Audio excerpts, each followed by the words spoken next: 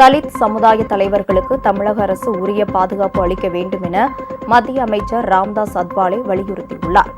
சென்னையில் செய்தியாளர்களிடம் பேசிய அவர், பகுஜன் சமாஜ் கட்சித் தலைவர் ஆம்ஸ்ட்ராங் படுகொலை வழக்கில் பலர் கைது செய்யப்பட்டிருந்தாலும் இதற்கு பின்னணியில் இருப்பவர்கள் குறித்தும் தமிழக அரசு கண்டறிய வேண்டும் என கேட்டுக் கொண்டார். தலித் தலைவர்களின் பாதுகாப்பை கருத்தில் கொண்டு முதலமைச்சர் அடுத்த கட்ட நடவடிக்கைகளை எடுக்க வேண்டும் என்றும் அவர் வலியுறுத்தினார்.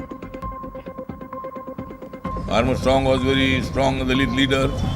Dalit leaders have no safety here in the state, and I appeal to Honorable Chief Minister. He should give the protection to the Dalit leaders.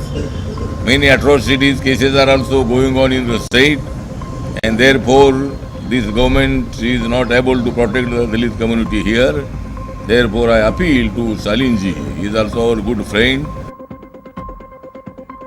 உங்கள் ராஜ் நியூஸ் தொலைக்காட்சியில் திங்கள் முதல் வெள்ளி வரை தினம்தோறும் பிற்பகல் 2 மணிக்கு உங்கள் பகுதியில் உள்ள குறைகளை நேரலையில் தெரிவிக்கும் புகார் பெட்டி நிகழ்ச்சி.